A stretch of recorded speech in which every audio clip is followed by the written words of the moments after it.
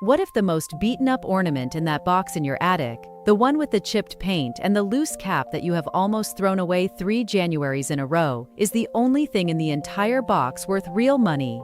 10 of these ordinary Christmas ornaments have sold for hundreds of dollars, a few of them for thousands, and the one nearly every American family already owns is waiting at number 1. Let us find out if it is sitting up in your attic right now. Here is the truth most people never hear. Age is not what makes a Christmas ornament valuable. Nobody ever taught you that, and there is no reason you should have known it. The ornaments that bring real money are decided by 4 small things: what it is made of, who made it, how much of the original paint is still there, and whether the box it came in survived. Get all 4 right, and a piece of painted cardboard the size of your thumb can quietly outprice everything else on the tree. Get one of them wrong, and a beautiful 100-year-old glass ball is worth $8. Now let me be honest the way a real dealer would, because I have watched families guess wrong in both directions. Your box is almost certainly not full of museum pieces.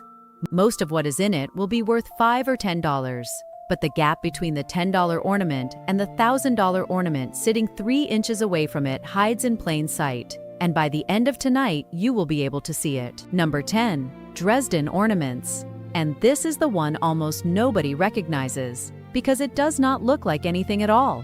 A small gold or silver animal, 2 or 3 inches long, a stag, a fish, a peacock, a little sailboat, so light it feels like nothing in your hand. Most people assume it is cheap stamped foil and set it aside. Here is what your eye is skipping. It is not metal. It is paper.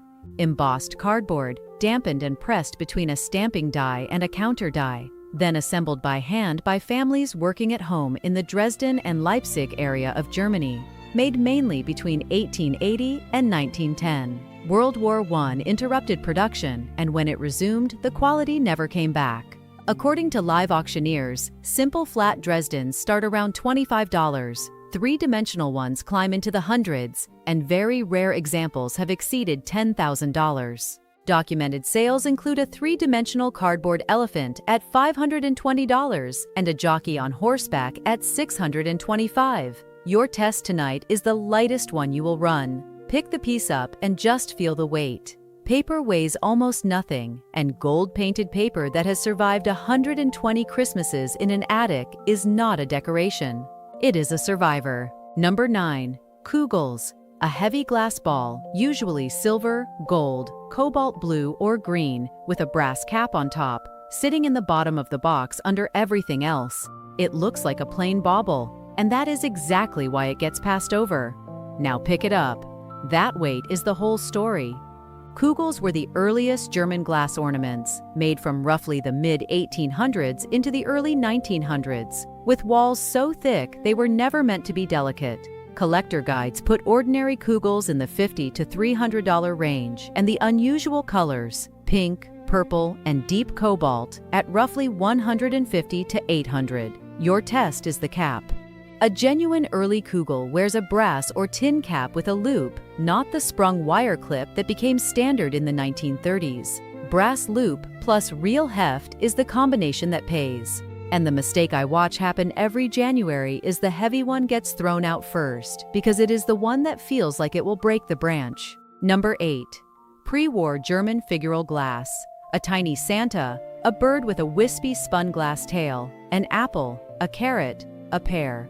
Paint faded, a little sad-looking. Here is what the fading is hiding. These were hand-blown in Lauscha, Germany, shaped in small clay molds, silvered on the inside and painted on the outside by hand, one at a time. Woolworth was importing them into America by the millions in the 1880s, which is exactly why they are in your family's box. Values published in collector guides run about $40 to $150 for figural fruit and vegetables, $100 to $400 for a pre-war Santa 3 or 4 inches tall, and $150 to $600 for a bird with its original spun glass tail. Your test is the knob. Look at the base of the figure, opposite the cap, and feel for a small, rough nub.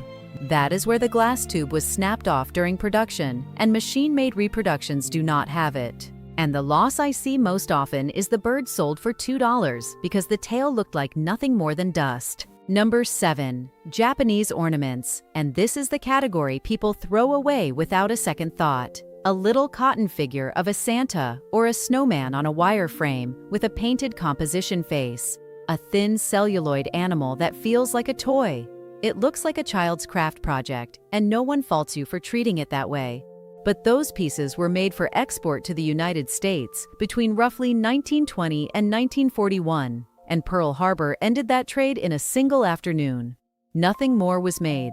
Collector guides put celluloid novelties at $15 to $60, cotton batting Santas and snowmen with wire frames at $40 to $200, and rare cotton batting animals in excellent condition as high as $500. Your test tonight, and this one is genuinely odd, is your nose. Rub a celluloid piece gently with your thumb, and it gives off a distinct plastic smell. Celluloid is highly flammable and has not been manufactured for decades, which means it cannot be faked. If it smells like celluloid, it is old. Number 6. Mica and pressed cardboard. A little house with a mica frosted roof, a cardboard Santa, gritty and sparkling under your fingers. Most people call this the junk layer of the box. Here is what the junk layer is really worth. Mica ornaments were produced in Germany and America from the 1920s through the 1950s over a cardboard or papier-mâché base coated in crushed mineral flake. Simple mica balls sit around $8 to $25. Santa and snowman figurals in excellent condition run $30 to $120. And the little houses, the ones with a real interior scene, run $50 to $200. Your test is your fingertip. Real mica feels like sand and throws light back in 1,000 tiny points. Modern glitter feels smooth and plastic, and the details on an original are painted over the mica, not under it. But before we get to the top 5, there is something about all of this that most people never stop to notice. Not one thing we have looked at tonight looked expensive. They were in the bottom of the box, under the tinsel, in the layer you were already planning to donate. And they got there because somebody decided in about 2 seconds that old and shabby means worthless. What actually decides the price is a small, learnable set of signals. The material, the cap, the country marking, how much original paint survived, whether the box is still with it. I am Charlotte, and after 20 years of standing at estate tables in December, I got tired of watching the same thing happen every winter. So I put everything I check into one place, a plain-spoken guide I call the Appraiser's Playbook. It walks through the caps, the marks, and the condition tells that separate a $5 ornament from a $500 one, so you can read a piece before anyone reads it for you.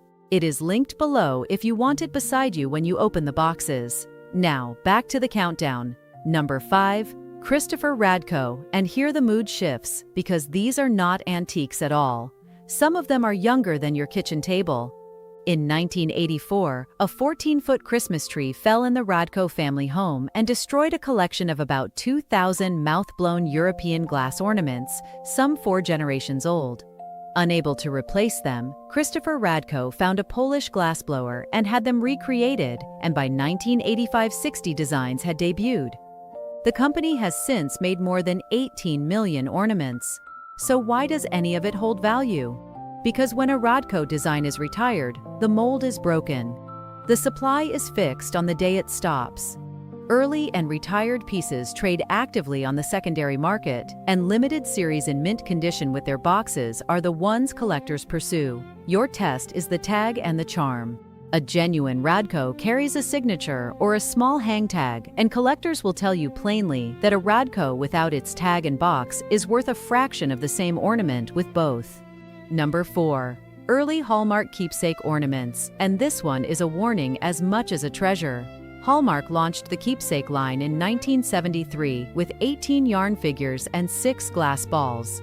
The early years were small runs sold to a small audience, which is why collector guides put the 1981 Rocking Horse First Edition, mint in its box, at roughly $400 to $600, and the 1979 Here Comes Santa First Edition at about $200 to $450.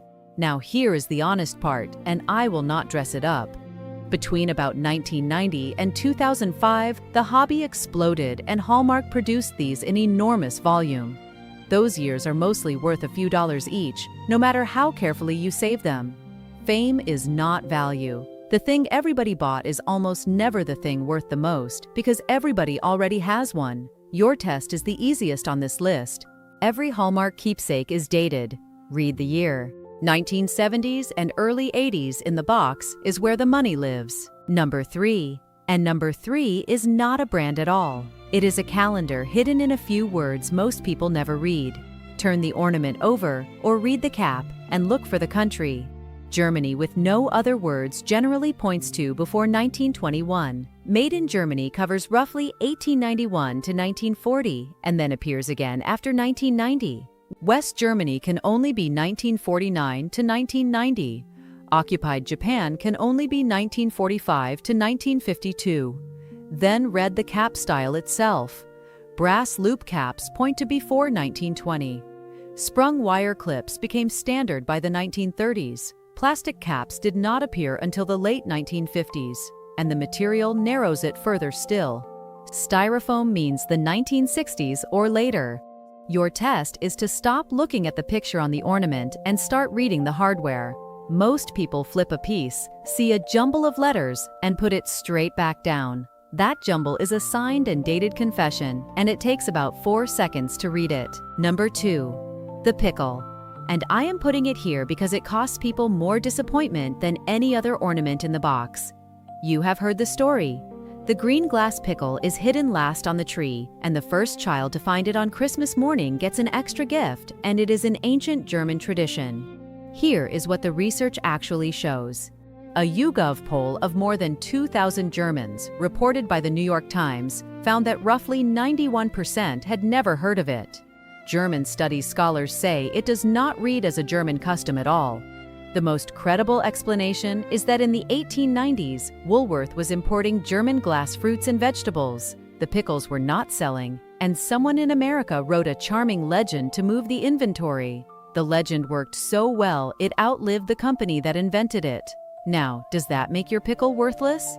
Not necessarily, but pay attention to what actually decides it. A genuine pre-1930 German figural glass pickle is generally listed in the $75 to $300 range, and that value comes from the age, the hand blowing, and the condition of the paint, not from the story printed on the box. A pickle bought at a mall in 2004 is a pickle. Read the glass, not the legend. Number 1.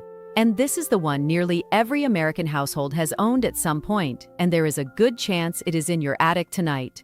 The plain Shiny Brite ball. Thin, light, silvered inside, with a stripe or a stencil around the middle and a little metal cap on top. In 1937, Max Eckhart, a German-born ornament importer, partnered with Corning Glass Works, and Corning's plant in Wellsboro, Pennsylvania, adapted its light bulb machinery to blow Christmas ornaments. At peak output, the plant could turn out around 300,000 ornaments a day. That is why they are in your family's box, and it is also why a single common Shiny Brite ball is worth about $3 to $8. But here is the reframe I have been walking you toward for 10 items. The ball was almost never the valuable part. The box was. A full original box of 12, with all the caps intact and the red and green Shiny Brite packaging still holding together, is generally quoted at $40 to $120.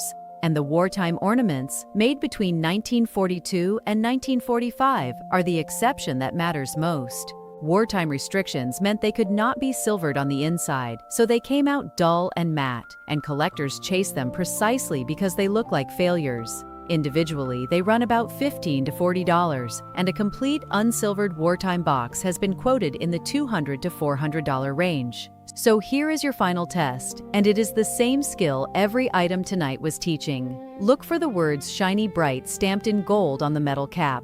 Hold the glass up and notice how impossibly thin and light it is compared to anything modern. And then, before you do anything else, go find the box, not the plastic bin you moved them into. The original cardboard one with the dividers, the one that has been flattened behind the water heater since 1974. That box is very often worth more than everything inside it. Every single ornament tonight came down to the same habit. Read the cap. Read the country. Count what is still original. Because the two things that quietly destroy value in this category are paint loss and separation.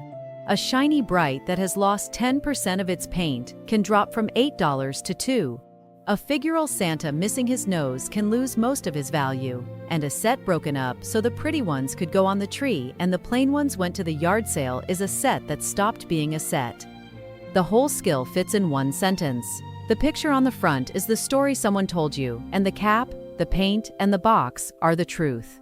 Everything worth money tonight was ordinary, fragile, and easy to walk right past. None of this survived because you were careless. It survived because you were the one who could not throw it away, and that instinct was right the entire time. If this made you want to climb up and open those boxes tonight, tap the like button. It tells me to keep making these, and it carries this to another family about to clear out an attic. Subscribe if you want to walk through the rest of the house this way, one box at a time, because that is exactly what we do here. And tell me down in the comments, what is the oldest ornament in your house, and whose tree did it hang on first? Your mother's? A grandmother's? I read every single one, and the story of who hung it is half the value. One last thing, and I mean it. Do not clear out a single box before you read the caps. Number 1 is probably in your attic right now. Go find the box it came in.